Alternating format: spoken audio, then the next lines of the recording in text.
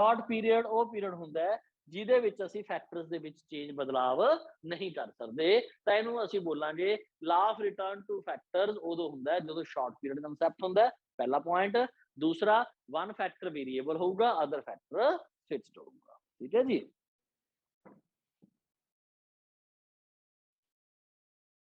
जे साडे all factors variable होण, फिर लेबर ते मशीनरी, लेबर ते मशीनरी आपां लेबर दे विच भी चेंज कर सकते हैं, आपां मशीनरी दे विच भी चेंज कर सकते हैं। तो ऑल फैक्टर्स वेरीएबल है, लेबर ते मशीनरी। तो फिर जिवें कि इंडस्ट्री हो रहा, इंडस्ट्री हो रहा है, लेबर ते मशीनरी, जिवें जिवें असीं वेरीएबल फैक्टर्स नूं चेंज करते जाने हैं, लेबर नूं चेंज करते हैं, मशीनरी नूं चेंज करते हैं, साडे प्रोडक्शन लैवल दे विच चेंज आंदा है, साडे प्रोडक्शन लैवल दे विच चेंज आंदा है। जिवें जिवें साडे प्रोडक्शन लैवल दे विच चेंज आंदा जाएगा, उवें उस लैवल नूं स्टडी करना, that is called law of return to, हुण की बोलदे आपां law of return to scale कहा जाता है। और ये कदों होएगा जी? लॉन्ग पीरियड दे विच। कदों होएगा ये? Long period. लॉन्ग पीरियड वो पीरियड हुंदा है जिहदे विच फैक्टर्स दे विच चेंज कीता जा सकता है। ठीक है, तो इत्थे आपां कह सकते हैं production is a function of X X bar, इत्थे छोटा एक्स कर देगा तो स्टैट ही बन गई। एक फैक्टर वेरीएबल एक फिक्स्ड हो गया, इस दे विच की हो गया? एक फैक्टर वेरीएबल, दूजा फैक्टर भी variable, all factors are variable, all factors are variable. तो फिर कहता इत्थे जिहड़ा अपने लॉन्ग पीरियड कंसैप्ट है। हुण जो आपां नूं सिलेबस आएगा ਉਹਦੇ ਵਿੱਚ ਆਪਾਂ ਨੂੰ ਪਤਾ ਲੱਗ ਗਿਆ ਵੀ ਆ ਆਪਣੇ ਸਿਲੇਬਸ ਦੇ ਵਿੱਚ ਫਿਲਹਾਲ ਨਹੀਂ ਹੈ। ਲਾ ਆਫ ਰਿਟਰਨ ਟੂ ਸਕੇਲ ਹੁਣ ਇਸ ਸਾਲ ਦੇ ਸਿਲੇਬਸ ਦੇ ਵਿੱਚ ਇਹਨਾਂ ਨੂੰ ਉਡਾ ਦਾਂਗੇ। ਜੋ ਬੱਚੇ ਕੱਲ ਮੈਨੂੰ ਸਿਲੇਬਸ ਦਿਖਾ ਰਹੇ ਸੀਗੇ ਤਾਂ ਲਾ ਆਫ ਰਿਟਰਨ ਟੂ ਸਕੇਲ ਹੈ ਨਹੀਂਗਾ, यानी कि आप इस चैप्टर के सिर्फ दो एलीमेंट पढ़ने हैं जी। जो बच्चे ने चैप्टर पढ़ा है मेरे तो, एक तो लॉ ऑफ वेरिएबल प्रोपोर्शन पढ़ाएंगे, एक law of return to factor पढ़ाएंगे।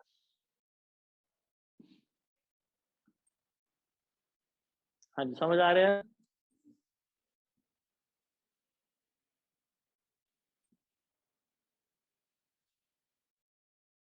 Yes sir. 10 दियो, नोट कर लिया, मैं रब कर दूंगा।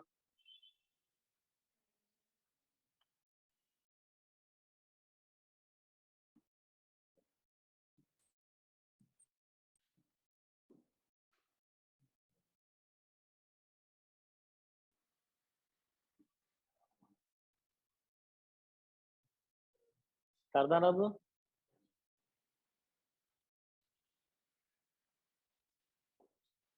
Sir no.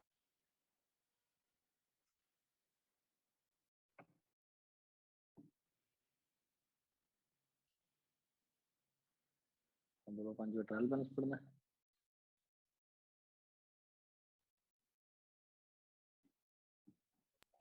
सर कर दो।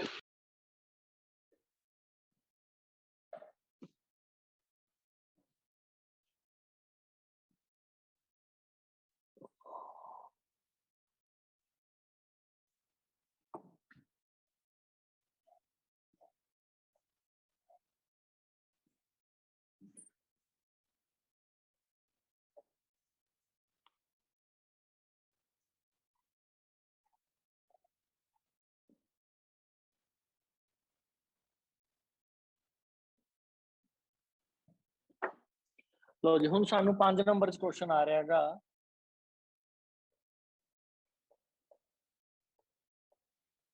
लॉ ऑफ वेरिएबल प्रपोर्शन, सानू 5 नंबर क्वेश्चन आ रहा है law of variable proportion. 2 minute लिए किसी ने नोट नहीं करना गा,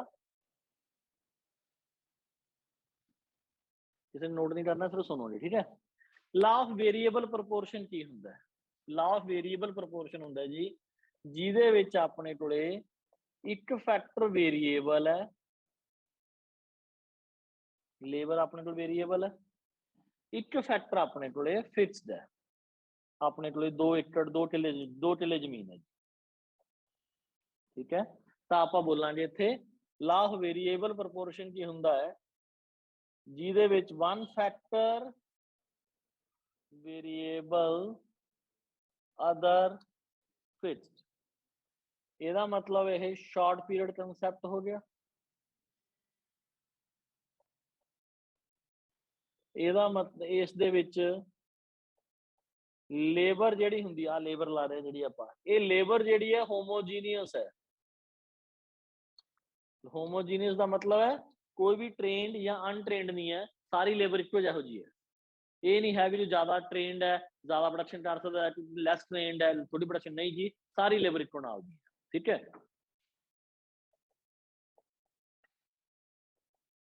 ਟੈਕਨੋਲੋਜੀ ਕਾਂਸਟੈਂਟ ਹੈ, ਕੋਈ ਨਵੀਆਂ ਮਸ਼ੀਨਾਂ ਨਹੀਂ ਲਾ ਸਕਦੇ ਆਪਾਂ, ਜੋ ਟੈਕਨੋਲੋਜੀ ਹੈਗੀ ਆ ਉਹ ਕਾਂਸਟੈਂਟ ਹੈ।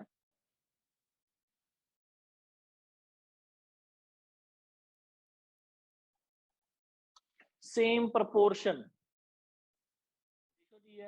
नहीं, सॉरी सेम प्रपोर्शन उधर चला ना, चेंज इन प्रपोर्शन 2:1 की रेशो है, 1:1 की रेशो है, 1:3 की रेशो है, 1:2, 1:2:5, 1:3, 2:7, 1:4, सही है। तो प्रपोर्शन ਦੇ ਵਿੱਚ वेरिएशनस आ रही हैं, चेंज इन प्रपोर्शन। तो हुण की बोलते हैं, साडे कोले ला ऑफ वेरीएबल प्रपोर्शन की हुंदा है कि साडे कोल कहंदा जिहड़ा हैगा जी इस दे विच ला ऑफ वेरीएबल प्रपोर्शन, एक फैक्टर वेरीएबल है, अदर फिक्स्ड है। एक फैक्टर वेरीएबल है, अदर फिक्स।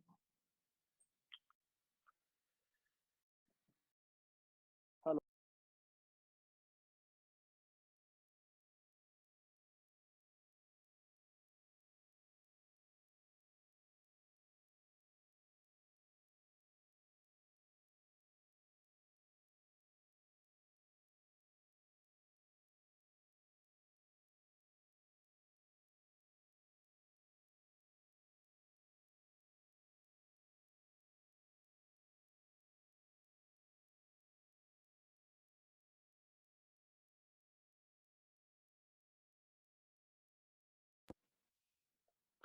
तो अपने को एक फैक्टर वेरीएबल है, दूसरा फिक्स्ड है। तो जिवें जिवें आपां फिक्स फैक्टर दे उपर, जिवें जिवें आपां फिक्स फैक्टर दे उपर वेरीएबल फैक्टर इंपोज करते जावांगे, इन्हां दे प्रपोर्शन दे विच वेरिएशनस आंदियां जाणगियां। जिवें जिवें आपां फिक्स फैक्टर दे उपर वेरीएबल फैक्टर नूं इंपोज करते जावांगे, इन्हां दे प्रपोर्शन दे विच वेरिएशनस आंदियां जाणगियां। इन्हां वेरिएशनस दी वजह नाल, इन्हां वेरिएशनस दी वजह नाल जो साडे आउटपुट दे विच चेंज आऊगा, उस पैटर्न नूं स्टडी करना ला ऑफ वेरिएबल प्रपोर्शन।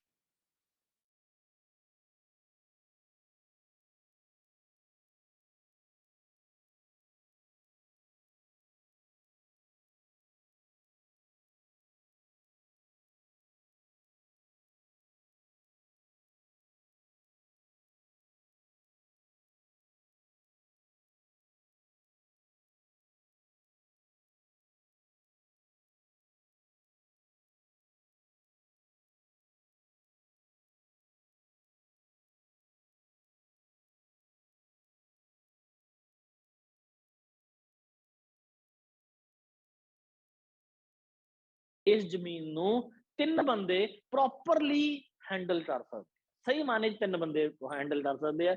तो मैं की कीता जी, मैं इस जमीन के उपर पहला बंदा लाता, पहला बंदा लाया, पहला एक बंदा एड्डी वड्डी जमीन नूं एक बंदा नहीं साम पा रहा, कदे इधर भजे, कदे उधर भजे, कदे ऐ चले, कदे ऐ चले। तो जिहड़ी टोटल प्रोडक्शन है, मान लो 2 टन की हुई, टोटल प्रोडक्शन की हुई 2 टन की प्रोडक्शन हुई, बस ठीक है जी, मान लिया। फिर मैं की कीता जी, मैं इस ते दूजा बंदा ला, दूसरा एक होर बंदा लाता। हुण दूसरा बंदा लाण नाल की है जी, पहला एक बंदा इन्नी जमीन साम रहा सी, हुण आपां 2 लाती, अद्धी अद्धी कर ली, अद्धी तू साहब, अद्धी तू साहब, ठीक है ना। तो जिहड़ा बंदा पहला इन्नी जमीन ते भजदा सी, हुण ओह इन्नी जमीन ते भजदा है। जिहड़ा बंदा पहला इन्नी जमीन ते भजदा सी, हुण ओह इन्नी जमीन ते भजदा है, तो भजदा तां हजे भी है ना।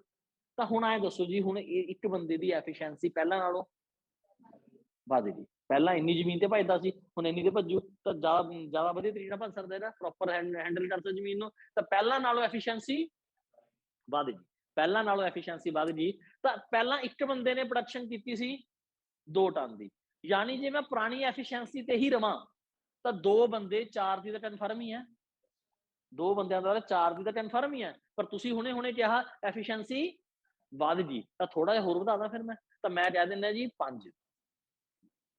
4 ਤਾਂ ਸਿੰਪਲ ਐਫੀਸ਼ੀਐਂਸੀ ਨਾਲ ਸੀ, ਤੁਸੀਂ ਕਿਹਾ ਐਫੀਸ਼ੀਐਂਸੀ ਵੱਧ ਗਈ, ਤਾਂ ਮੈਂ ਥੋੜੀ ਜਿਹੀ ਪ੍ਰੋਡਕਸ਼ਨ ਹੋਰ ਵਧਾਤੀ ਹੈ, ਤਾਂ ਐਫੀਸ਼ੀਐਂਸੀ ਵਧਣ ਨਾਲ ਪ੍ਰੋਡਕਸ਼ਨ ਕੀ ਹੋ ਜੂਗੀ, ਵੱਧ ਜੂਗੀ। ਤਾਂ ਮਾਰਜਨਲ ਪ੍ਰੋਡਕਸ਼ਨ ਕੀ ਹੈ, ਪਹਿਲੇ ਦਾ 2, ਦੂਜੇ ਦਾ 3, ਦੂਜੇ 3 ਦੀ ਪ੍ਰੋਡਕਸ਼ਨ ਕੀਤੀ। ਫਿਰ ਮੈਂ ਇੱਥੇ ਇੱਕ ਬੰਦਾ ਹੋਰ ਲਾਤਾ, ਇੱਥੇ ਮੈਂ ਇੱਕ ਬੰਦਾ ਹੋਰ ਲਾਤਾ, ਤਾਂ ਮੇਰਾ ਪ੍ਰੋਡਕਸ਼ਨ ਲੈਵਲ ਜਿਹੜਾ ਜ਼ਮੀਨ ਆ ਉਹ 3 ਹਿੱਸਿਆਂ 'ਚ ਵੰਡੀ ਗਈ।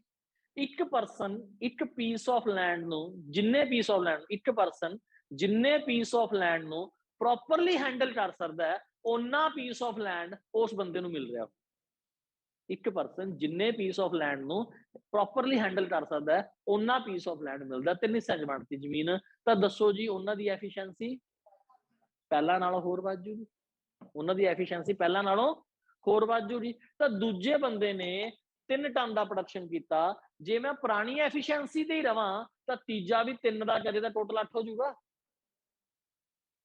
ਜੇ ਮੈਂ ਪੁਰਾਣੀ ਐਫੀਸ਼ੀਐਂਸੀ ਦੀ ਰਵਾਂ ਹਜੇ, ਤਾਂ ਤੀਜਾ ਵੀ 3 ਦਾ ਕਰੇ ਤਾਂ ਟੋਟਲ 8 ਹੋ ਜੂ, ਪਰ ਤੁਸੀਂ ਹੁਣੇ ਬੋਲਿਆ ਐਫੀਸ਼ੀਐਂਸੀ ਵਾਜੂ, ਤਾਂ ਮੈਂ ਥੋੜਾ ਜਿਹਾ ਹੋਰ ਵਧਾ ਦਿੰਦਾ ਹੈਗਾ, 8 ਦੇ 9 ਕਰ ਦਿੰਦਾ ਹੈਗਾ, ਤਾਂ ਇੱਥੇ ਆਪਣਾ 4 ਹੋ ਜਾਊਗਾ। ਤਾਂ ਮੈਂ ਕੀ ਬੋਲੂੰਗਾ, ਸ਼ੁਰੂ ਦੇ ਵਿੱਚ ਧਿਆਨ ਦਿਓ, ਸ਼ੁਰੂ ਦੇ ਵਿੱਚ ਜਿਵੇਂ ਅਸੀਂ ਲੈਂਡ ਦੇ ਉੱਪਰ ਲੇਬਰ ਲਾ ਰਹੇ ਹੈਗੇ, ਸਾਡੀ ਟੋਟਲ ਪ੍ਰੋਡਕਸ਼ਨ ਵੱਧਦੀ ਪਈ ਹੈ, ਵੱਧਦੇ ਹੋਏ ਮਾਰਜਨ ਦੇ ਨਾਲ, ਵੱਧਦੀ ਹੋਈ ਸਪੀਡ ਦੇ ਨਾਲ। ਸ਼ੁਰੂ ਦੇ ਵਿੱਚ ਜਿਵੇਂ ਅਸੀਂ ਲੈਂਡ ਦੇ ਉੱਪਰ ਲੇਬਰ ਲਾ ਰਹੇ ਹਾਂ, ਸਾਡੀ ਟੋਟਲ ਪ੍ਰੋਡਕਸ਼ਨ ਵੱਧਦੀ ਪਈ ਹੈ, ਵੱਧਦੇ ਹੋਏ ਮਾਰਜਨ ਦੇ ਨਾਲ। ਗੱਲ ਸਮਝ ਆ ਗਈ ਜੀ। ਹੁਣ ਮੈਂ ਇੱਥੇ ਚੌਥਾ ਬੰਦਾ ਲਾਤਾ, ਚੌਥਾ ਬੰਦਾ ਲਾਉਣ ਨਾਲ ਕੀ ਹੋਊਗਾ, ਚੌਥਾ ਬੰਦਾ ਲਾਉਣ ਨਾਲ ਜ਼ਮੀਨ 4 ਹਿੱਸਿਆਂ 'ਚ ਵੰਡੀ ਗਈ, ਜ਼ਮੀਨ 4 ਹਿੱਸਿਆਂ 'ਚ ਵੰਡੀ ਗਈ। ਜ਼ਮੀਨ ਨੂੰ ਪ੍ਰੋਪਰ ਹੈਂਡਲ ਕਿੰਨੇ ਬੰਦੇ ਕਰ ਰਹੇ ਸੀ, 3, ਹੁਣ 4 ਲੱਗ ਗਏ, ਤਾਂ ਉਨੀ ਐਫੀਸ਼ੀਐਂਸੀ ਯੂਜ਼ ਨਹੀਂ ਹੋਏਗੀ, ਸਹੀ ਨਾ। ਪਹਿਲਾਂ 3 ਬੰਦੇ ਸਵੇਰ ਤੋਂ ਸ਼ਾਮ ਤੱਕ ਕੰਮ ਕਰਦੇ ਸੀ, ਵਧੀਆ ਜ਼ਮੀਨ ਚੱਲਦੀ ਸੀ, ਹੁਣ 4 ਹਿੱਸਿਆਂ 'ਚ ਵੰਡੀ ਗਈ, ਹੁਣ ਉਹ ਸ਼ਾਮ ਨੂੰ 4 ਵਜੇ ਵਿਹਲੇ ਹੋ ਜਾਂਦੇ ਆ, ਤਾਂ ਐਫੀਸ਼ੀਐਂਸੀ ਵੇਸਟ ਹੋ ਰਹੀ ਹੈ ਉਹਨਾਂ ਦੀ, ਠੀਕ ਹੈ ਨਾ। ਤਾਂ ਹੁਣ ਬੰਦੇ 4 ਲਾ ਕੇ ਐਫੀਸ਼ੀਐਂਸੀ ਜ਼ਰੂਰ ਘਟੀ ਹੈ, ਲੇਕਿਨ ਬੰਦਾ ਵੀ ਤਾਂ ਵਧਿਆ ਹੈਗਾ, ਇੱਕ ਬੰਦਾ ਤਾਂ ਵਧਿਆ, ਇਹਦਾ ਮਤਲਬ ਟੋਟਲ ਪ੍ਰੋਡਕਸ਼ਨ ਤਾਂ ਵੀ ਵਧੂ ਜੀ। ਬੰਦਾ ਵਧਿਆ ਤਾਂ ਟੋਟਲ ਪ੍ਰੋਡਕਸ਼ਨ ਤਾਂ ਵਧੂ ਜੀ, ਲੇਕਿਨ ਉਸ ਸਪੀਡ ਨਾਲ ਨਹੀਂ ਵਧੂ ਜੀ ਜਿਸ ਸਪੀਡ ਨਾਲ ਪਹਿਲਾਂ ਵਧ ਰਹੀ ਸੀ। ਪ੍ਰੋਡਕਸ਼ਨ ਜ਼ਰੂਰ ਵਧੂ ਜੀ, ਲੇਕਿਨ ਸਪੀਡ ਘਟ ਜੂ ਜੀ, ਕਿਉਂਕਿ ਬੰਦੇ ਜਲਦੀ ਵਿਹਲੇ ਹੋਣ ਲੱਗ ਗਏ। ਮੈਂ ਫਿਰ ਇੱਕ ਹੋਰ 5ਵਾਂ ਬੰਦਾ ਲਾਤਾ, 5ਵਾਂ ਬੰਦਾ ਲਾਉਣ ਨਾਲ ਪ੍ਰੋਡਕਸ਼ਨ ਹੋਰ ਵਧੂ ਜੀ, ਬਟ ਉਸ ਸਪੀਡ ਨਾਲ ਨਹੀਂ ਵਧੂ ਜੀ ਜਿਸ ਸਪੀਡ ਨਾਲ ਪਹਿਲਾਂ ਵੱਧ ਰਹੀ ਸੀ। ਮੈਂ ਇੱਕ ਬੰਦਾ ਹੋਰ ਲਾਤਾ, ਠੀਕ ਹੈ ਨਾ। ਹੁਣ ਰਾਜੇ ਆਫਟਰ ਆਲ ਯਾਰ ਲੈਂਡ ਹੈ, ਜ਼ਮੀਨ ਹੈ, ਉਹਦੀ ਇੱਕ ਲਿਮਿਟ ਹੁੰਦੀ ਹੈ, ਲੈਂਡ ਦੀ ਤਾਂ ਲਿਮਿਟ ਹੈ, ਆਏ ਤਾਂ ਨਹੀਂ 1000 ਬੰਦੇ ਲਾ ਦੂੰ ਉਸ ਤੇ ਮੈਂ, ਤਾਂ ਲੈਂਡ ਦੀ ਇੱਕ ਲਿਮਿਟ ਹੈ। ਤਾਂ ਮੈਂ ਇਸ ਤੇ 7ਵਾਂ ਬੰਦਾ ਲਾਇਆ, ਤਾਂ ਲੈਂਡ ਦੇ ਉੱਪਰ 7ਵਾਂ ਬੰਦਾ ਲਾਇਆ ਨਾ ਲਾਇਆ ਇੱਕ ਬਰਾਬਰ ਹੈ ਜੀ। 7ਵਾਂ ਬੰਦਾ ਜਿਹੜਾ ਹੈਗਾ ਪ੍ਰੋਡਕਸ਼ਨ ਦੇ ਵਿੱਚ ਕੋਈ ਵੀ ਕੰਟਰੀਬਿਊਸ਼ਨ ਨਹੀਂ ਕਰ ਰਿਹਾ। 7ਵਾਂ ਬੰਦਾ ਹਾਲਾਂਕਿ ਦੇਖਣ ਚ ਐਂ ਲੱਗਦਾ ਹੈ ਵੀ ਸਵੇਰੇ ਜਾਂਦੇ ਆ 7 ਬੰਦੇ ਜ਼ਮੀਨ ਤੇ ਸਾਰਾ ਦਿਨ ਮਿਹਨਤ ਕਰਦੇ ਆ, ਪਰ ਇਕੋਨੋਮਿਸਟ ਨੂੰ ਪਤਾ ਹੈ ਵੀ ਇਹਨਾਂ ਦੇ ਵਿੱਚੋਂ ਇੱਕ ਬੰਦਾ ਬੇਰੁਜ਼ਗਾਰ, ਜੇ ਮੈਂ ਇੱਕ ਬੰਦਾ ਹਟਾ ਵੀ ਦੇਵਾਂ ਤਾਂ ਵੀ ਪ੍ਰੋਡਕਸ਼ਨ ਲੈਵਲ ਉਨਾ ਹੀ ਰਹੂਗਾ। ਤਾਂ ਇਹਨੂੰ ਬੋਲਦੇ ਆ ਰਾਈਟ ਡਿਸਗਾਈਜ਼ਡ ਅਨਇੰਪਲੋਇਮੈਂਟ, ਇਹਨੂੰ ਬੋਲਦੇ ਆਪਾਂ ਛਿਪੀ ਹੋਈ ਬੇਰੁਜ਼ਗਾਰੀ। ਇੰਡੀਆ ਦੇ ਵਿੱਚ ਬਹੁਤ ਪਾਈ ਜਾਂਦੀ ਹੈ ਛਿਪੀ ਹੋਈ ਬੇਰੁਜ਼ਗਾਰੀ, ਕਿਉਂਕਿ ਜੁਆਇੰਟ ਫੈਮਲੀਜ਼ ਹੈ, ਠੀਕ ਹੈ ਨਾ ਜੀ, ਸਾਰੇ ਬੰਦੇ ਦੁਕਾਨ ਚ ਹੀ ਵੜ ਦਿੰਦੇ ਆਪਾਂ, ਇੱਕ ਵਪਾਰ ਹੁੰਦਾ, ਸਾਰੇ ਚਾਚੇ ਮਾਮੇ ਤਾਏ ਸਭ ਉੱਥੇ ਦੁਕਾਨ ਚ ਹੀ ਵੜੇ ਹੁੰਦੇ ਆ ਜੀ। ਅਸਲ ਚ ਕੀ ਹੈ, ਇੰਨੇ ਬੰਦੇ ਦੀ ਲੋੜ ਨਹੀਂ ਹੁੰਦੀ, 5 ਬੰਦੇ ਦੀ ਲੋੜ ਹੈ, 8 ਬੰਦੇ ਲਾਤੇ, 3 ਬੰਦੇ ਬੇਰੁਜ਼ਗਾਰ ਹੈ ਵੀਰੇ, ਤਾਂ ਇਹਨੂੰ ਬੋਲਦੇ ਆਪਾਂ ਡਿਸਗਾਈਜ਼ਡ ਅਨਇੰਪਲੋਇਮੈਂਟ, ਸਾਡੇ ਇੰਡੀਆ ਚ ਬਹੁਤ ਪਾਈ ਜਾਂਦੀ ਹੈ। ਫਿਰ ਸਾਹਿਬ ਮੈਂ ਇੱਥੇ ਇੱਕ ਹੋਰ ਬੰਦਾ ਹੋਰ ਲਾਤਾ, 8ਵਾਂ ਬੰਦਾ ਵੀ ਲਾਤਾ। ਹੁਣ ਕੀ ਹੈ ਜੀ, excess of everything is bad, समझे ना, अति हर चीज की बुरी होती है, मतलब काम तेरे को थोड़ा है, बंदे तेरे को ज्यादा। मैं ਇਹਨੂੰ ਕਹਤਾ ਤੂੰ ਕੰਮ ਕਰਦੀ, ਉਹਨੇ ਦੂਜੇ ਨੂੰ ਕਹਤਾ, ਦੂਜੇ ਨੇ ਤੀਜੇ ਨੂੰ ਕਹਤਾ, ਤੀਜੇ ਨੇ ਚੌਥੇ ਨੂੰ ਕਹਤਾ, ਐਂਡ ਦੇ ਕੰਮ ਕਿਸੇ ਨੇ ਵੀ ਕੀਤਾ, समझे ना। तो ओवरऑल प्रोडक्शन की है जी फिर डाउन हो जाएगी, अपनी माइनस आ जाएगी, डाउन होना शुरू हो जाएगा, ठीक है।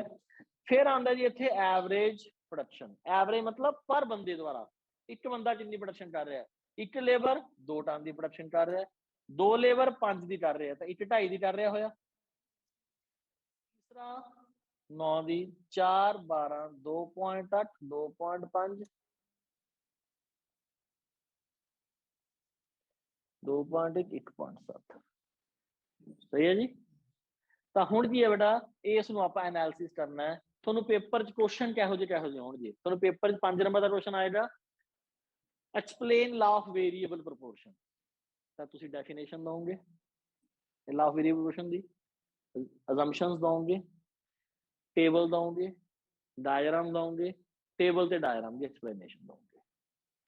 अदरवाइज ਤੁਹਾਨੂੰ पेपर च क्वेश्चन आऊगा relation between TP AP MP, relation between TP AP MP, ਤਾਂ ਫਿਰ ਤੁਸੀਂ टीपी ਦਾ मीनिंग ਤੇ ਫਾਰਮੂਲਾ ਦੋਗੇ, एमपी ਦਾ मीनिंग ਤੇ ਫਾਰਮੂਲਾ, एपी ਦਾ मीनिंग ਤੇ ਫਾਰਮੂਲਾ। ਉਹ ਤੁਹਾਨੂੰ ਸਾਰਿਆਂ ਨੂੰ ਪਤਾ ਹੀ ਹੈ ਬੇਟਾ, टीपी ਦਾ ਕੀ ਹੁੰਦਾ ਹੈ ਜਾਂ एपी ਦਾ टीपी अपॉन लेबर, फिर change in TP upon change in labour, फिर एमपी का की होंगे ऑफ एमपी, जोड़ी चलांगे आप, ठीक है ना। तो ये अपने फार्मूले मीनिंग दे देंगे, नाले आप इन्हों के फार्मूले दे देंगे, फिर उस बाद टेबल देवांगे, डायग्राम देवांगे। फिर तुहानूं पेपर च आखदा relation between TP and AP, relation between TP and MP, relation between MP and AP, यानी जो आता है तो सारा कुछ आता है, समझे ना। जे तुहानूं आ चीज़ आती है, सिर्फ क्वेश्चन अटैम्प्ट करना है, किवें अटैम्प्ट करना ही पता होना चाहिए, अदरवाइज क्वेश्चन सारा यही है।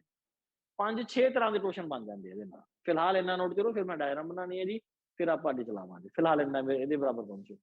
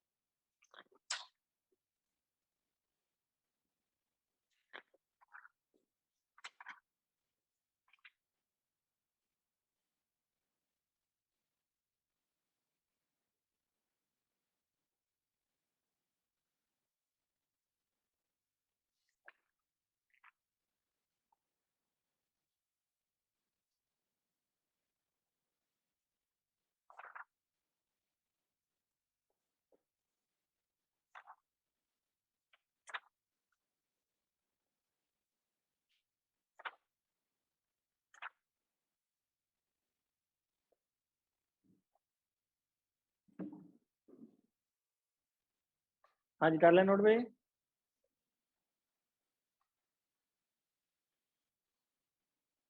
Yes sir.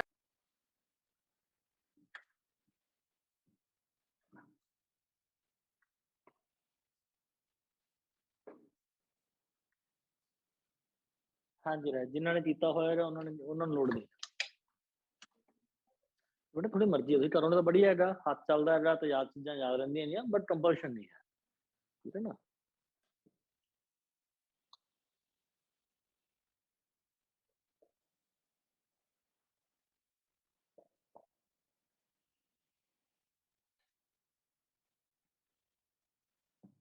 लो जी, ये जो डायग्राम्स बनदियां होंदियां ये अड्ड अड्ड तरह दे नाल बनदियां। कई किताबां तुसीं देखोगे तो उन्होंने AP नहीं बनाई हुई, कई किताबां दे विच तुसीं इत्थे चैक करो तो तुहानूं पता चलेगा AP नहीं बनाई।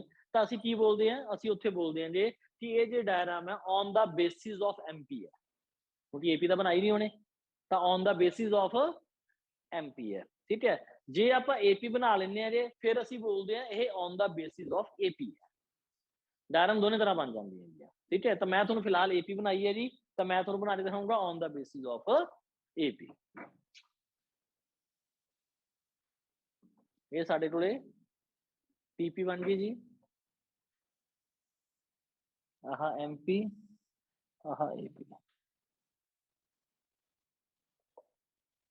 ठीक है। हुण की चीज़ है, शुरू मेरे वाल ध्यान दिओ, बाद च नोट करियो उसनूं। शुरू दे विच TP वधदी पई है, वधदी हुई स्पीड दे नाल। TP ए बैंड देखो, बैंड आया ना। TP वधदी पई है, वधदी हुई स्पीड दे नाल इस पॉइंट तक जिथे MP मैक्सिमम हुंदी है।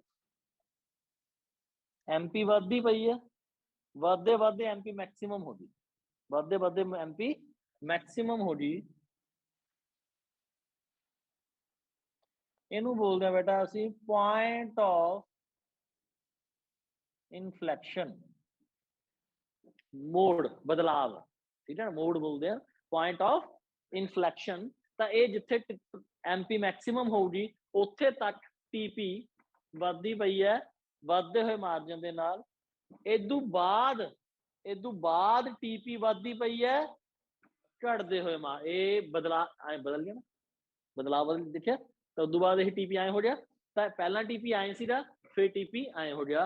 हुण TP वधदी पई है, घटदे हुए मार्जिन दे नाल। हुण TP वधदी पई है, घटदे हुए मार्जिन दे नाल, और MP डाउन जा रही है। MP जिहड़ी है वो डाउन जा रही है, फिर MP जिहड़ी हैगी है वो 0 हो जाती है, और TP जिहड़ी है मैक्सिमम एंड देखो आ भी 15 है, आ भी 15 है। असीं हमेशा बाद वाला बोलते हैं, बाद वाले की बोलते हैं मैक्सिमम एंड कॉन्स्टेंट। की बोलते हैं आपां इसनूं मैक्सिमम एंड कॉन्स्टेंट। तो आह जिहड़ा होएगा जिथे MP जिहड़ी है 0 हुंदी है,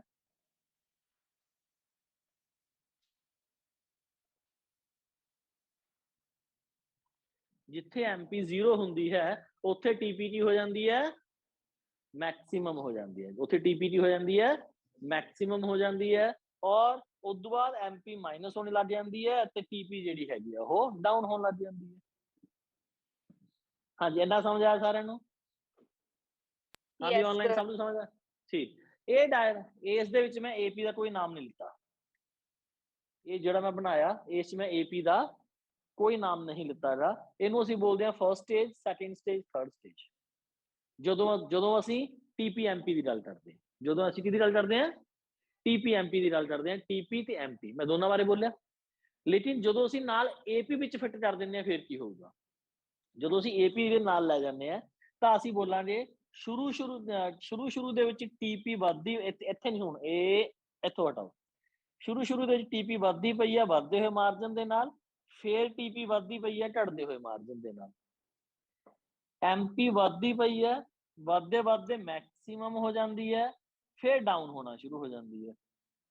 ਹੁਣ ਆਪਾਂ on the basis of AP ਲੈ ਰਹੇ ਹਾਂ। AP ਵੱਧਦੀ ਪਈ ਹੈ, ਵੱਧਦੇ ਵੱਧਦੇ ਮੈਕਸਿਮਮ ਤੇ ਕਾਂਸਟੈਂਟ ਹੋ ਜਾਂਦੀ ਹੈ, ਔਰ ਉਸ ਲੈਵਲ ਤੇ ਉਹ MP ਦੇ ਬਰਾਬਰ ਹੁੰਦੀ ਹੈ। ਆ ਪਈ AP ਵੱਧਦੀ ਪਈ ਹੈ, ਵੱਧਦੇ ਵੱਧਦੇ ਮੈਕਸਿਮਮ ਐਂਡ ਕਾਂਸਟੈਂਟ ਹੋ ਰਹੀ ਹੈ, ਇੱਥੇ ਇਹ MP ਦੇ बराबर आ जाती है जी। आ साडा फर्स्ट स्टेज हो जाती है, सैकेंड स्टेज, थर्ड स्टेज, आ पॉइंट ऑफ इनफ्लैक्शन हो जाता है, एक लैवल होर वध जाना, ठीक है। फिर उस तो बाद बस आई है TP वधदी वधदी मैक्सिमम हो जाती है, ये घटदी घटदी 0 हो जाती है, ये डाउन चली जाती है, ये भी डाउन है, ये माइनस च है, ये डाउन है। ਤਾਂ ਇਹ ਪੁਆਇੰਟ ਆਫ ਇਨਫਲੈਕਸ਼ਨ ਬਣ ਜਾਂਦਾ ਹੈ। ਇਹ ਸਟੇਜ 1 ਸਟੇਜ 2 ਤੇ ਸਟੇਜ 3 ਬਣ ਜਾਂਦਾ ਹੈ। ਠੀਕ ਹੈ, ਇਹ ਡਿਪੈਂਡ ਕਰਦਾ ਰਹੇ ਤੁਹਾਨੂੰ ਪੇਪਰ 'ਚ ਡਾਇਗਰਾਮ ਕਿਹਦੇ ਪੁਆਇੰਟ ਆਫ View ਨਾਲ ਆਈ ਹੈ, on the basis of MPI ਹੈ ਕਿ on the basis of API। ठीक है, करो जी ड्रॉ।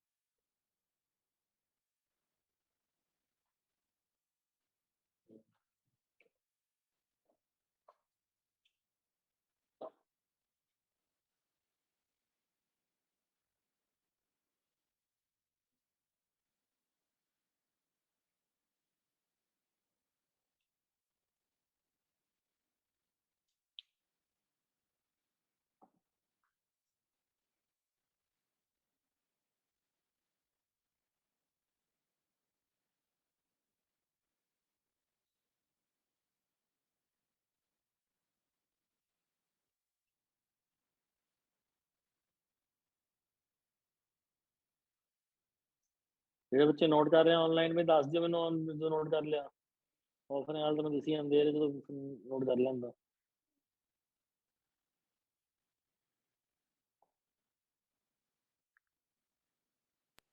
सर हो गया।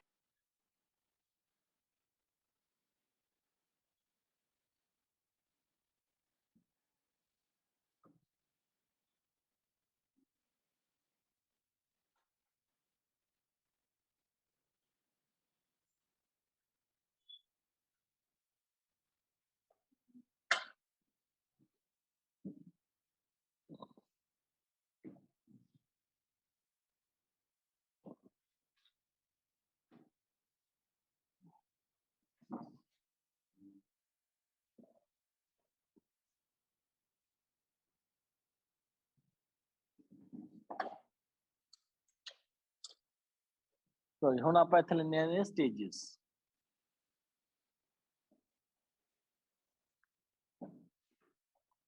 TP MP ਤੇ AP। ਠੀਕ ਹੈ, ਹੁਣ ਆਪਾਂ ਲੈਣੇ ਆ stages. First stage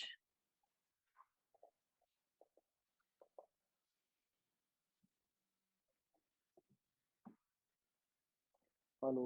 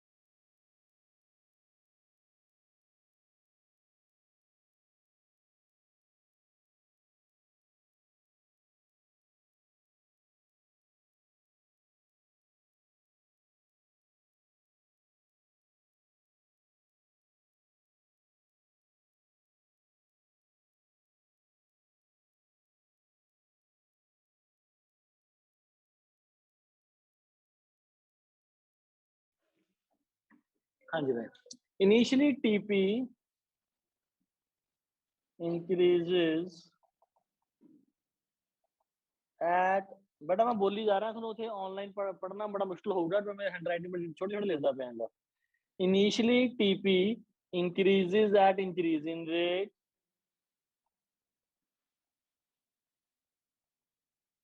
then diminishing rate, ये इस लेवल तक है ना। TP increases at increasing rate then diminishing rate, ਇਸ ਦੇ ਵਿੱਚ ਕੀ ਆਊਗਾ ਜੀ MP the initially MP increases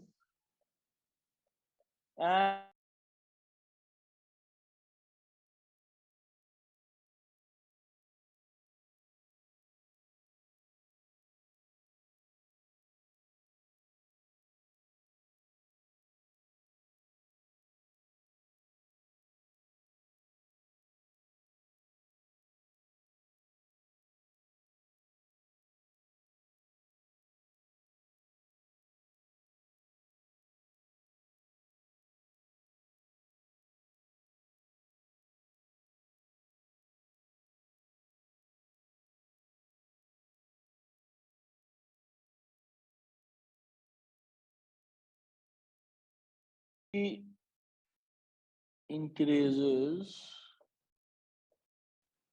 and reaches maximum point, here AP equal to MP.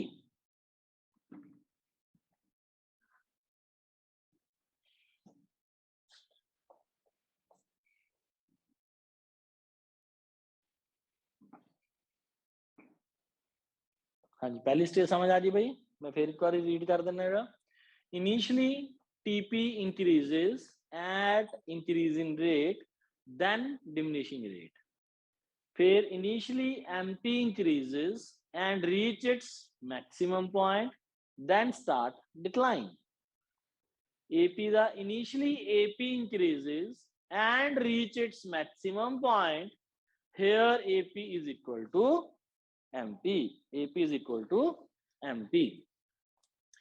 फिर आंदा जी second stage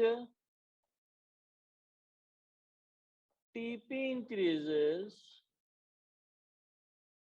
and reach its maximum point, ये आ वाला लेवल हो गया ना।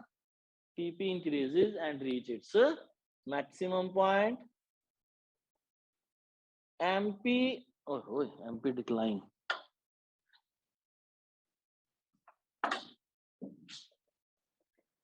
MP decreases and becomes zero, AP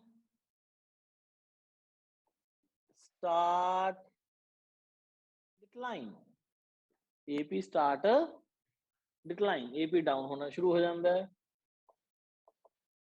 TP start decline,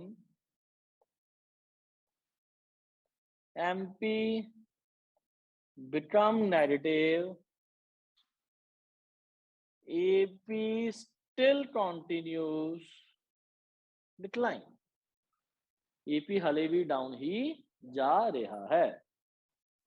ये जड़ा मैं टेबल बनाया ये मैं बनाता हूं on the basis of AP, ठीक है जी। ये मैं किवें बनाया होएगा on the basis of AP ਦੇ ਬੇਸ ਤੇ ਬਣਾਤਾ, ਤਾਂ ਉਹ ਆਪਾਂ ਨੂੰ ਡਿਪੈਂਡ ਕਰਦਾ ਹੈ ਕਿ ਆਪਾਂ ਨੂੰ TP ਬੇਸ ਤੇ ਹੈ NP ਬੇਸ ਤੇ ਕਿਵੇਂ ਆਊਗਾ। ਜ਼ਿਆਦਾਤਰ ਤੁਹਾਨੂੰ ਪੇਪਰ 'ਚ ਹਮੇਸ਼ਾ ਰਿਲੇਸ਼ਨ ਦੇ ਤੌਰ ਤੇ ਹੋ, ਇਸੇ ਲਈ ਹਮੇਸ਼ਾ ਰਿਲੇਸ਼ਨ ਆਉਂਦਾ ਕਿ ਉਹਨੇ ਦੱਸ ਦਿੱਤਾ ਵੀ TP ਤੇ MP ਦਾ ਰਿਲੇਸ਼ਨ ਦੱਸੋ, ਇਹਦਾ ਮਤਲਬ on the basis of MP। TP ਤੇ AP ਦਾ ਰਿਲੇਸ਼ਨ ਦੱਸੋ, ਇਹਦਾ ਮਤਲਬ on the basis of AP। Relation between TP AP MP on the basis of AP, आ जेड़ी मैं बनाई है जी। इसदा एदा जेड़ा आ मैं सारा लिखिया है, ये 5 नंबर का क्वेश्चन है लॉ ऑफ वेरिएबल प्रोपोर्शन, यही 5 नंबर का क्वेश्चन है relation between TP AP MP। इसे क्वेश्चन का दूसरा नाम है रिलेशन बिटवीन TP AP ते MP।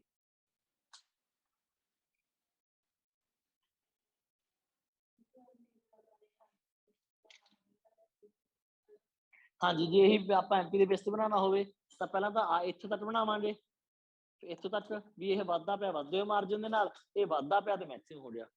फिर बनावांगे ये वाधा पिया घटदे हुए मार्जिन दे नाल ते मैक्सिमम हो गया, फिर ये घटना शुरू होया ते 0 हो गया, फिर डाउन हो गया -2। 3 पॉइंट तक बनावांगे ये।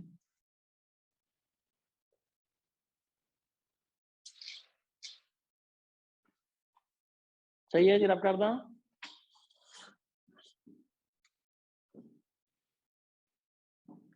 पुनीत, रब करदा।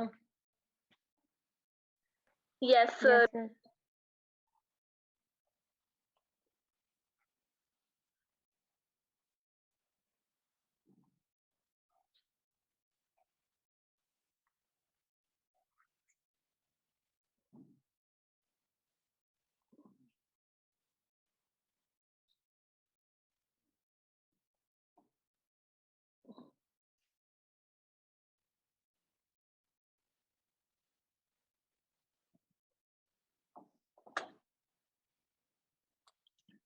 हुण आंदा जी साडे कोले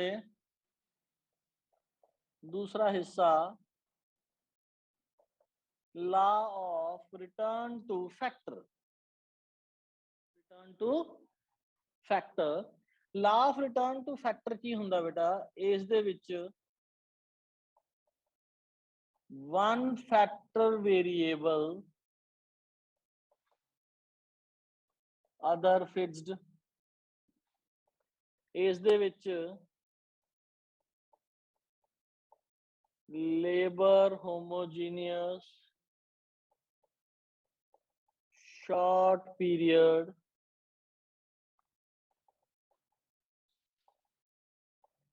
टेक्नोलॉजी कांस्टेंट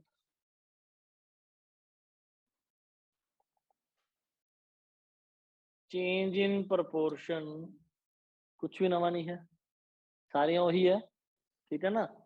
तो फिर ये कहते सर जी इस नवा की है, इस नवा आंदा राजे law of return to factor, द्वारा लिखदा पिया मैं उरे वर्ड, ठीक है। जो आपां बिफोर 3 परसन सीधे, बिफोर 3 परसन की सीधा उदों प्रोडक्शन का लैवल वध रही सी, वधदी हुई स्पीड दे नाल, तां इनू मैं नवा नाम देता law of increase in return.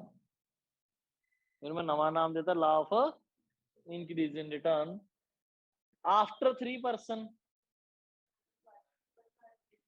वध रही सी घटदी हुई स्पीड दे नाल, तां मैं इनू नाम देता लॉ ऑफ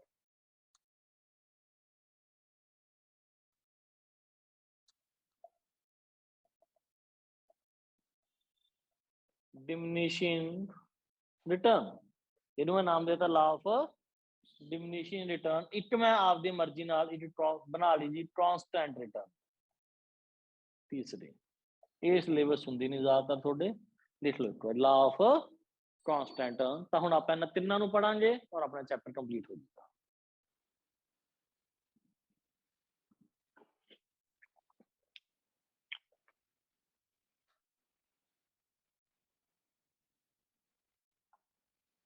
रब कर दा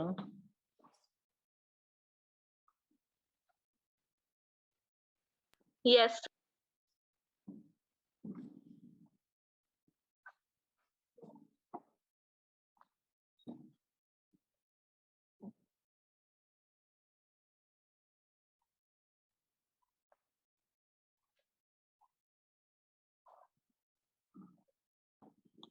चीज सारी वही है राजे, सिर्फ तोड़ दिता गया है इसनूं।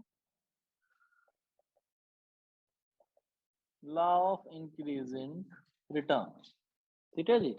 लॉ ऑफ इंक्रीजिंग रिटर्न की है, सब तो पहला तो अपने कोले एक फैक्टर फिक्स्ड है, एक फैक्टर वेरिएबल है। जिवें जिवें आपां फिक्स फैक्टर दे उपर वेरिएबल फैक्टर नूं लावांगे, बिफोर 3 परसेंट की गल है, मैं सिर्फ टेबल बदलता, स्टोरी वही है, टेबल बदल दूंगा। तो जिवें जिवें आपां फिक्स फैक्टर दे उपर वेरिएबल फैक्टर नूं इंपोज करांगे, अपनी टोटल प्रोडक्शन जिहड़ी है वधदी जाऊगी, वधदी हुई स्पीड दे नाल। स्पीड चेक करिए, मार्जिनल 4 6 8 10 आही हो जाना। तो टोटल प्रोडक्शन वधदी पई है जी, दिस इज कॉल्ड एमपी, वधदी हुई स्पीड दे नाल, ठीक है। अच्छा मैं आए दसो इस च TC एक मैं इत्थे नवा लाता TC का मतलब टोटल कॉस्ट का मतलब एक लेबर की दिहाड़ी कितनी है। एक लेबर की साहब दिहाड़ी है 40 रुपए मान लो एक लेबर की दिहाड़ी कितनी है 40 रुपए, 2 दी 3 दी 4 दी, ठीक है। फिर असं लेने एवरेज कॉस्ट का मतलब होंगे पर टन कॉस्ट, ठीक है, per piece cost per ton cost, ठीक है। एक लेबर 4 टन की प्रोडक्शन करता है तो 40 रुपए दिहाड़ी पैंदी है तो 1 टन की कितनी कॉस्ट पै जी 10 रुपए। 10 टन प्रोडक्शन है 80 रुपए दिहाड़ी है 8 रुपए 6.6 5.7 ਇਹਦਾ मतलब शुरू ਦੇ ਵਿੱਚ ਜਿਵੇਂ ਜਿਵੇਂ ਅਸੀਂ ਲੈਂਡ ਦੇ ਉੱਪਰ ਲੇਬਰ ਲਾਉਂਦੇ ਜਾਵਾਂਗੇ ਸਾਡੀ ਟੋਟਲ ਪ੍ਰੋਡਕਸ਼ਨ ਵੱਧਦੀ ਜਾਊਗੀ ਵਧਦੇ ਹੋਏ ਮਾਰਜਨ ਦੇ ਨਾਲ ਔਰ ਸਾਡੀ ਟੋਟਲ ਪ੍ਰੋਡਕਸ਼ਨ ਵੱਧਦੀ ਜਾਊਗੀ ਘਟਦੀ ਹੋਈ ਕਾਸਟ ਦੇ ਨਾਲ। ਜਿਵੇਂ ਜਿਵੇਂ ਅਸੀਂ ਪ੍ਰੋਡਕਸ਼ਨ ਵਧਾਉਂਦੇ ਜਾਵਾਂਗੇ ਰਾਜੇ ਤਾਂ ਸਾਡੀ ਪਰ ਪੀਸ ਕਾਸਟ ਘਟਦੀ ਜਾਊਗੀ, ਐਵਰੇਜ ਕਾਸਟ ਘਟਦੀ ਜਾਊਗੀ। ਤਾਂ ਇਹਦਾ ਦੂਜਾ ਨਾਮ ਦਿੱਤਾ ਗਿਆ ਲਾ ਆਫ ਇੰਕਰੀਜ਼ਿੰਗ ਰਿਟਰਨ ਔਰ डिमिनिशिंग कॉस्ट। ਇਹਦਾ ਦੂਜਾ ਨਾਮ ਹੈ ਜੀ ਲਾ ਆਫ ਇੰਕਰੀਜ਼ਿੰਗ ਰਿਟਰਨ ਔਰ ਡਿਮਿਨਿਸ਼ਿੰਗ ਕਾਸਟ, ਠੀਕ ਹੈ। ਫਿਰ ਸਾਨੂੰ ਆਏਗਾ ਜੀ ਕਿ ਇਸ ਦੇ ਕਾਜ਼ਸ ਕੀ ਹੈ, ਕਿਉਂ ਇਹ ਹੁੰਦਾ ਹੈ, ਐ ਕਿਉਂ ਹੁੰਦਾ ਹੈ, ਠੀਕ ਹੈ। ਐ ਕਿਉਂ ਹੁੰਦਾ ਜੀ, ਸਭ ਤੋਂ ਪਹਿਲਾਂ ਤਾਂ ਸਾਡੀ ਇੰਕਰੀਜ਼ਿੰਗ ਐਫੀਸ਼ੀਐਂਸੀ, ਜਿਵੇਂ ਜਿਵੇਂ ਅਸੀਂ ਲੇਬਰ ਵਧਾਉਂਦੇ ਜਾਵਾਂਗੇ ਉਹਨਾਂ ਦੀ ਐਫੀਸ਼ੀਐਂਸੀ ਜਿਹੜੀ ਹੈ ਉਹ ਵੱਧਦੀ ਜਾਊਗੀ। इंक्रीजिड कोआर्डिनेशन ਉਹਨਾਂ ਚ ਤਾਲਮੇਲ ਵੱਧਦਾ ਜਾਊਗਾ।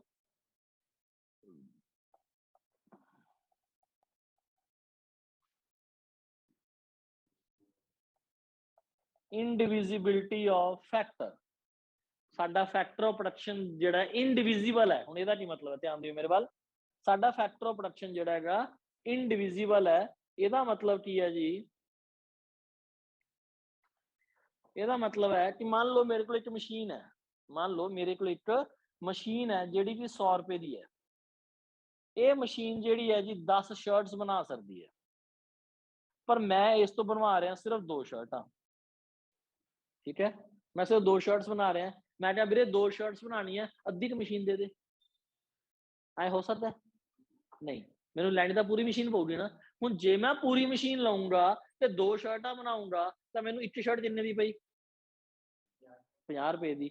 ਜਿਵੇਂ ਜਿਵੇਂ ਮੈਂ ਆਪਦੀ ਪ੍ਰੋਡਕਸ਼ਨ ਲੈਵਲ ਵਧਾਉਂਦਾ ਚਲਾ ਜਾਊਂਗਾ, ਜਿਵੇਂ ਜਿਵੇਂ ਪ੍ਰੋਡਕਸ਼ਨ ਲੈਵਲ ਵਧਾਉਂਦਾ ਚਲਾ ਜਾਊਂਗਾ ਤਾਂ ਮੈਨੂੰ ਕਿੰਨੇ ਦੀ ਸ਼ਰਟ ਪਊਗੀ ਫਿਰ 10 ਰੁਪਏ ਦੀ। ਯਾਨੀ ਕਿ ਪਹਿਲਾਂ ਮੈਨੂੰ ਸ਼ਰਟ 50 ਰੁਪਏ ਦੀ ਪੈ ਰਹੀ ਸੀ, ਹੁਣ ਮੈਨੂੰ ਪੈ ਰਹੀ ਹੈ 10 ਰੁਪਏ ਦੀ। ਇਹਦਾ मतलब ਮੇਰੀ ਕਾਸਟ ਘਟਦੀ ਜਾ ਰਹੀ ਹੈ ਔਰ ਮੇਰਾ ਰਿਟਰਨ ਅਪਲਾਈ ਹੋ ਰਿਹਾ ਹੈ। ਤੇ ਜਿਵੇਂ ਜਿਵੇਂ ਅਸੀਂ ਉਸ ਪ੍ਰੋਡਕਸ਼ਨ ਨੂੰ ਆਪਟੀਮਮ ਲੈਵਲ ਤੱਕ ਯੂਜ਼ ਕਰਾਂਗੇ ਉਵੇਂ ਉਵੇਂ ਕਹਿੰਦਾ ਆਪਣਾ ਪ੍ਰੋਡਕਸ਼ਨ ਲੈਵਲ ਵੱਧਦਾ ਜਾਏਗਾ, ਕਾਸਟ ਘਟਦੀ ਜਾਏਗੀ। ਇਨਡਿਵਿਜ਼ਿਬਿਲਿਟੀ ਆਫ ਫੈਕਟਰ, ਸਾਡਾ ਜਿਹੜਾ ਫੈਕਟਰ ਆਫ ਪ੍ਰੋਡਕਸ਼ਨ ਆ ਉਹ ਇਨਡਿਵਿਜ਼ੀਬਲ ਹੈ, ਉਹਨੂੰ ਛੋਟੇ ਛੋਟੇ ਹਿੱਸਿਆਂ 'ਚ ਤੋੜਿਆ ਨਹੀਂ ਜਾ ਸਕਦਾ। लो जी, ये थोड़ा पहला सिस्टम हो गया जी, नोट करो इसमें फटाफट।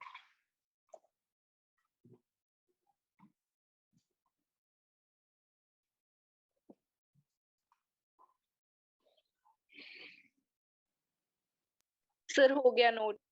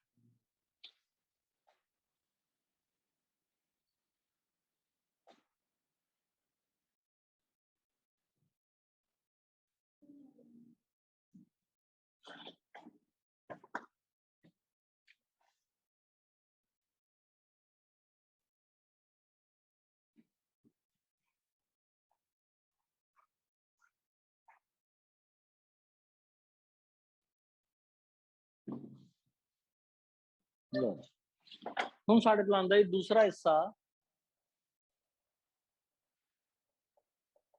ਲਾ of diminishing return. Law of diminishing return ਹੁੰਦਾ ਰਹੇ 3 ਬੰਦਿਆਂ ਤੋਂ ਬਾਅਦ ਦੀ ਸਟੋਰੀ।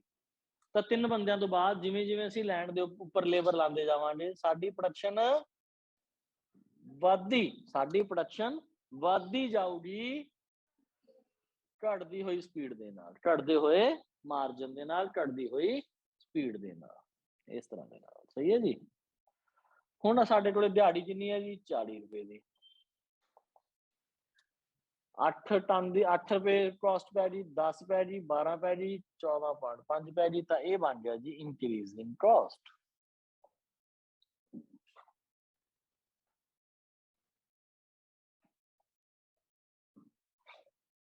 ਇਹਦੇ ਕੌਜ਼ਸ ਕੀ ਹੈ ਜੀ? ਠੀਕ ਹੈ, ਇਹਦੇ ਕੌਜ਼ਸ ਆ ਸਭ ਤੋਂ ਪਹਿਲਾਂ ਇਮਪਰਫੈਕਟ ਸਬਸਟੀਟਿਊਟ। ਸਾਡੀ ਜਿਹੜੀ ਲੈਂਡ ਹੈ ਇਹਦਾ ਕੋਈ ਸਬਸਟੀਟਿਊਟ ਨਹੀਂ ਹੈ। 3 ਬੰਦੇ ਚਾਹੀਦੇ ਸੀ, 3 ਪੂਰੇ ਹੋ ਜੇ ਤਾਂ ਤੁਸੀਂ ਐ ਨਹੀਂ ਕਹਿ ਸਕਦੇ ਵੀ ਲੈਂਡ ਦੇ ਬਦਲੇ ਕੁਛ ਹੋਰ ਲੈ ਲਓ। ਨਹੀਂ, ਸਭ ਲੈਂਡ ਹੀ ਲੈਣੀ ਪਊਗੀ, ਉਹਦਾ ਕੋਈ ਸਬਸਟੀਟਿਊਟ ਨਹੀਂ ਹੈ। ਠੀਕ ਹੈ ਨਾ।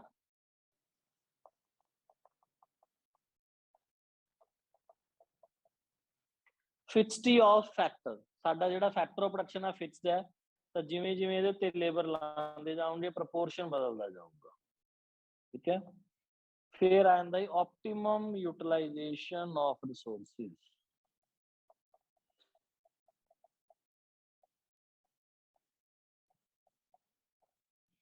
ऑप्टिमम यूटिलाइजेशन ऑफ रिसोर्सेज मतलब आफ्टर ए लिखा आ जाता ऑप्टिमम, बट इनू थ्योरी च स्टार्ट किवें करदे हैं after the optimum level. Optimum level after the 3%, after the 3% जिवें जिवें आपां लैंड दे उपर लेबर लांदे जावांगे एफिशिएंसी घटदी जाऊगी, कोआर्डिनेशन घटदा जाऊगा, जिहदी वजह नाल जिहड़ा प्रोडक्शन डाउन आनी शुरू हो जाए, जिहड़ी स्पीड है घट जाती है।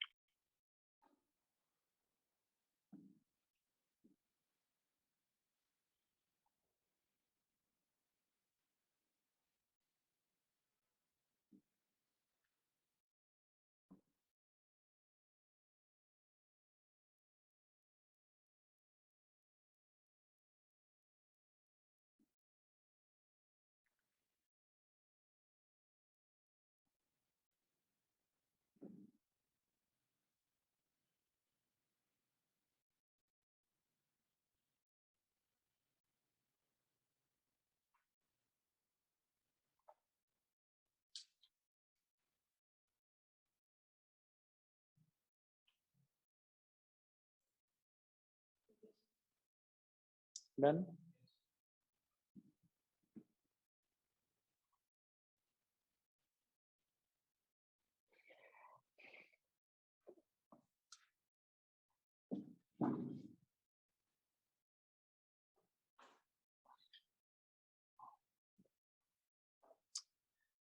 तीसरा वैसे थोड़े सिलेबस है नहीं गा, पर चलो आप हम पढ़ते पे नाल पढ़ा देंगे इसमें भी।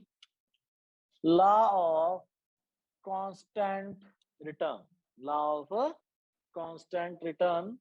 तो अपनी प्रोडक्शन जिहड़ी हैगी है वधदी पई है एट द लैवल ऑफ 3%। जिवें कि मैं तुहानूं एग्जांपल जी कोल माइंस वाली याद होवे तां ठीक है ना। मैं एक माइनिंग वाले बंदे कोल गया, मैं कहा यार थोड़ी जमीन जिहड़ी है ਉਹਦੇ ਥੱਲੋਂ कोयला एक्सट्रैक्ट करने वास्ते कितने बंदे की लोड़ है? कहता जी 100 तो बिना तो सरदा ही नहीं साडा, 100 तो बिना तो सरदा ही नहीं, 100 तो चाहिए है। मतलब up to the 100%, up to 100% law of increase in return apply होगा।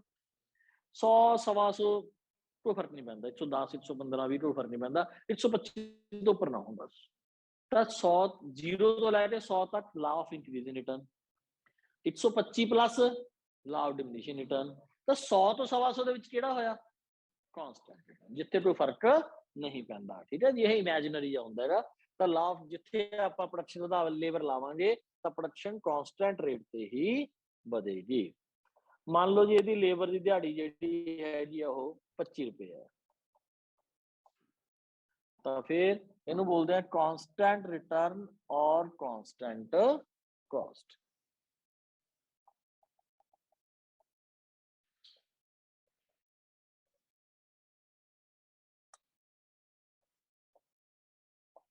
Ideal factor ratio, ideal factor ratio मतलब फैक्टर ऑफ प्रोडक्शन का जिहड़ा प्रपोर्शन यूज कर रहे हो वो बेस्ट है, आइडल है। ठीक है ना। बेस्ट ਇਹਦਾ ਦੂਜਾ पॉइंट भी बना ਦਿੰਨੇ ਅਸੀਂ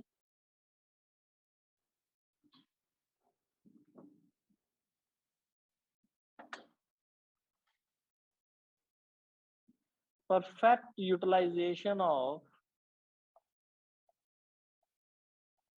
fixed and variable factor करो जी नोट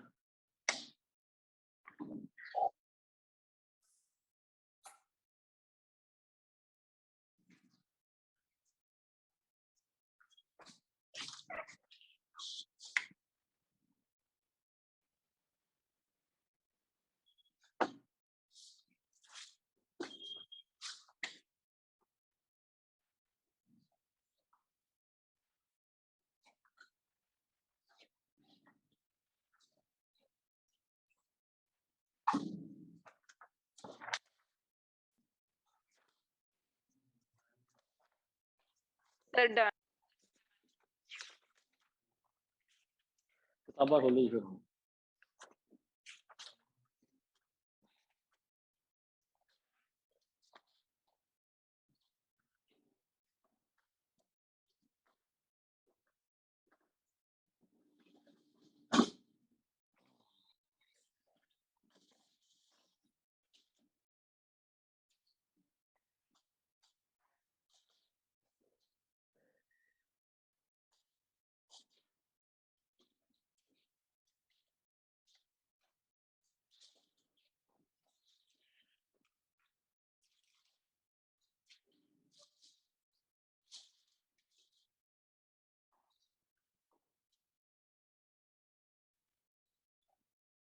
बोला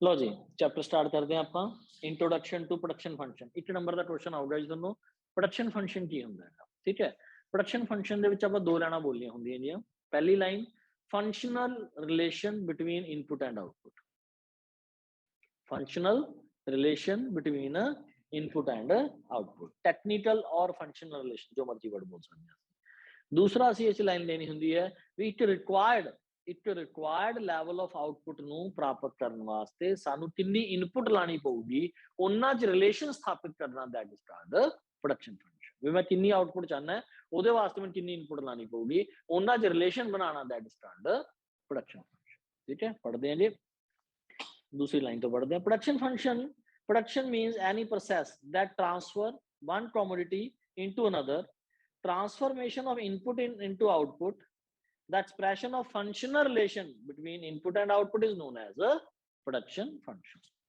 classification of factors ਜਿਹੜੇ ਹੁੰਦੇ ਰਹੇ ਦੋ ਤਰ੍ਹਾਂ ਦੇ ਆ fixed ਤੇ variable fixed factor these refers to those factor which quantity cannot be changed in the short period long period ਸਾਰੇ variable ਹੁੰਦੇ ਇਸ ਤਰ੍ਹਾਂ ਦੀ short period word ਬੋਲਿਆ ਜਾਂਦਾ cost of fixed factor do not directly with output they do not change output ਥੋੜੀ ਹੈ ਜ਼ਿਆਦਾ ਹੈ ਕੋਈ ਫਰਕ ਨਹੀਂ ਪੈਂਦਾ ਰਹੇ फिक्स फैक्टर ओनली कॉस्ट ही पैनी है आ बिल्डिंग है इत्थे मैं पढ़ावा ना पढ़ावा रेंट तो मैं देना ही पड़ेगा variable factors these factors to those factors whose quantity can be changed in the short run cost of variable factors vary directly with output these increase when output increases decrease with output decreases variable factors ਹੁੰਦੇ ਆ time dimension very short period ਦੇ ਵਿੱਚ ਉਹ ਹੁੰਦਾ ਜਿਹਦੇ ਵਿੱਚ ਕੋਈ ਵੀ factor change ਨਹੀਂ ਹੋ ਸਕਦਾ x1 ਹੋਵੇ x2 ਹੋਵੇ ਦੋਨਾਂ ਦੇ ਉੱਪਰ ਬਾਰ ਲੱਗਿਆ ਹੋਇਆ ਬਾਰ ਮਤਲਬ ਕਾਂਸਟੈਂਟ ਹੈ ਸ਼ਾਰਟ ਪੀਰੀਅਡ 'ਚ ਕੁਝ ਫੈਕਟਰ ਵੇਰੀਏਬਲ ਹੈ ਕੁਝ ਫੈਕਟਰ ਫਿਕਸਡ ਹੈ ਕਿਸੇ ਦੇ ਵਿੱਚ ਸਿੰਪਲ x1 ਹੈ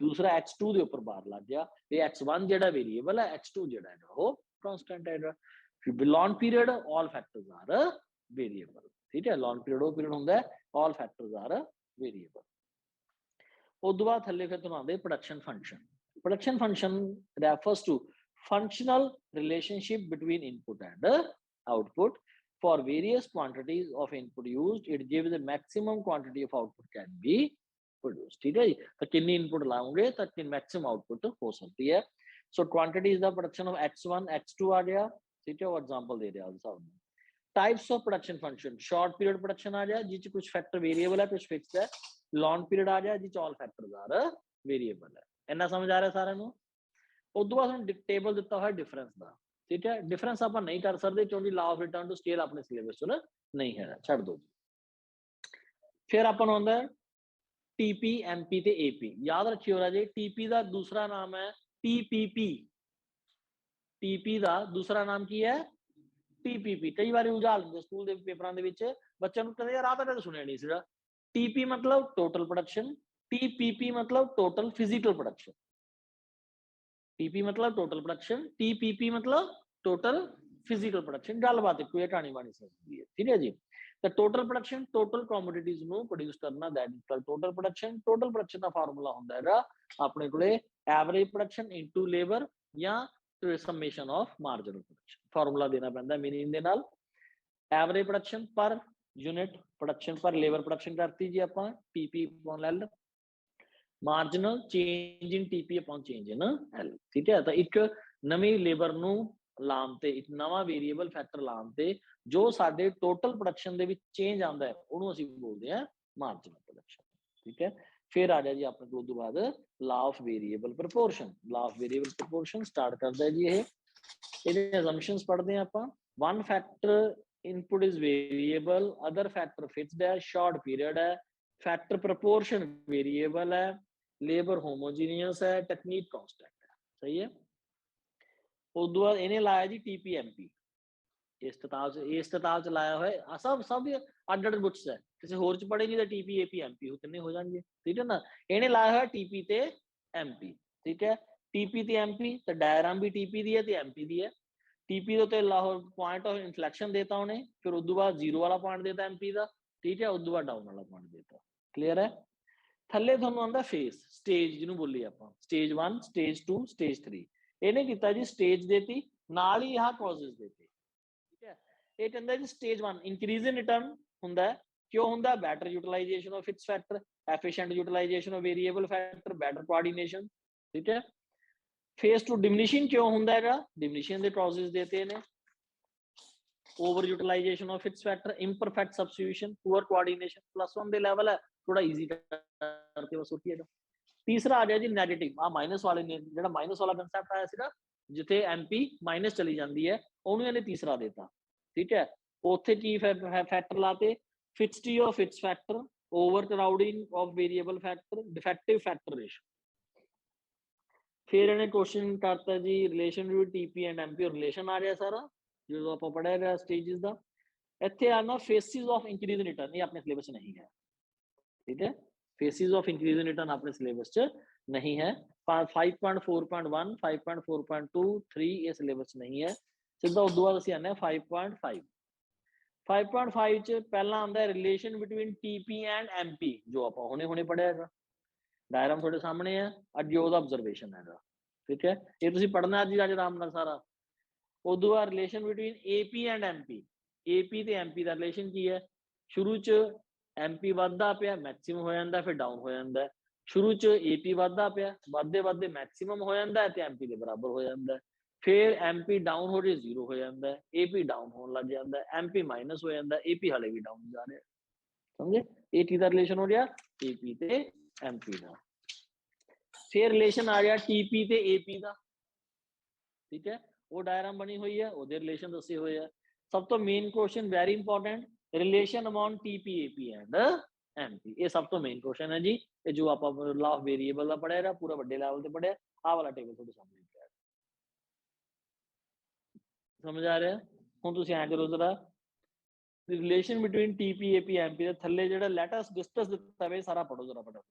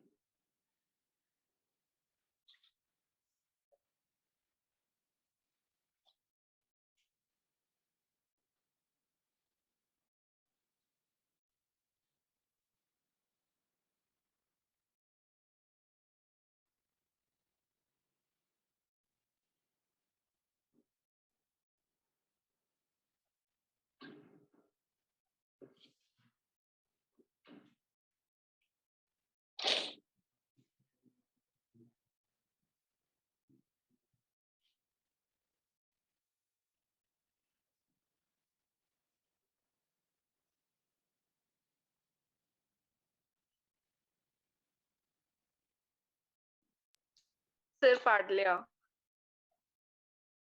राजा पॉइंट जेड़ा ना समझ आया होगा। सिर आ गया।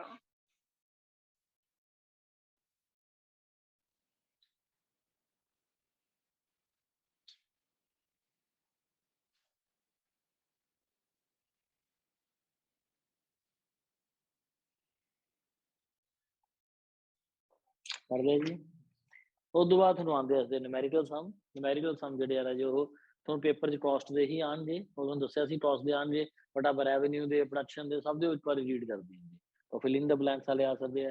ਟੀਪੀ ਦਿੱਤੀ ਹੈ, ਐਮਪੀ ਤੇ ਏਪੀ ਕੱਢਣੀ ਹੈ, ਉਹ ਜਿਹੜਾ ਬਣਾਇਆ ਸੀ ਆਪਾਂ। ਏਪੀ ਦਿੱਤੀ, ਐਮਪੀ ਕੱਢ ਲਓ, ਟੀਪੀ ਕੱਢ ਲਓ, ਉਸ ਤਰ੍ਹਾਂ ਦੇ ਨਾਲ ਕੁਐਸਚਨ ਸੋਲਵ ਹੋ ਜਾਂਦਾ। ਠੀਕ ਹੈ, numerical ਕੁਐਸਚਨ ਇੱਕ ਵਾਰ ਰੀਡ ਕਰ ਲਿਓ ਜੀ ਇਸ ਦੇ, ਐਂਡ ਤੁਹਾਡਾ ਚੈਪਟਰ ਜਿਹੜਾ ਹੈਗਾ ਇਹ ਕੰਪਲੀਟ ਹੈ।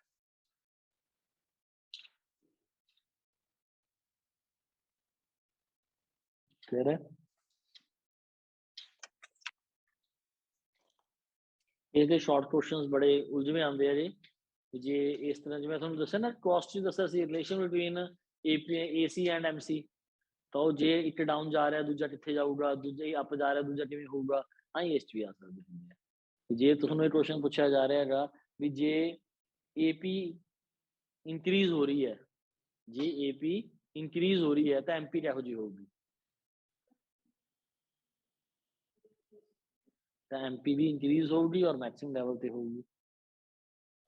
ਠੀਕ ਹੈ ਨਾ, ਜਦੋਂ ਐਮਪੀ ਏਪੀ ਡਿਕਰੀਜ਼ ਹੋ ਰਹੀ ਹੈ ਤਾਂ ਐਮਪੀ ਦਾ ਕੀ ਲੈਵਲ ਹੋਊਗਾ, ਤਾਂ ਜਦੋਂ ਏਪੀ ਡਿਕਰੀਜ਼ ਹੋ ਰਹੀ ਹੈ ਤਾਂ ਐਮਪੀ ਜੇ ਡਿਕਰੀਜ਼ ਹੋਊਗੀ ਜ਼ੀਰੋ ਹੋ ਸਕਦੀ ਹੈ, ਮਾਈਨਸ ਹੋ ਸਕਦੀ ਹੈ ਨਾ। ਇਸ ਤਰ੍ਹਾਂ ਦੇ ਕੁਐਸਚਨ ਪੁੱਛੇ ਜਾਣਗੇ। ਹਾਂਜੀ ਰਾਜ, ਆ ਥੋੜਾ ਚੈप्टर कंप्लीट हैगा। ठीक है, क्रॉस चैप्टर अज पढ़ना है, कल पढ़ावा, कल पढ़ाना है, कोई गल नहीं जी है। ठीक है जी, कल का थोड़ा टाइम दे दूंगा, कल का टाइम दे दूंगा, तो कल आप क्रॉस चैप्टर सारा करांगे। अज फिलहाल आप हुण जिहड़ा हैगा 3:25 होए, 10-15 मिनट का रेस्ट ले लेंगे जी। ठीक है, 10-15 मिनट का रेस्ट लैके फिर आप स्टार्ट करांगे।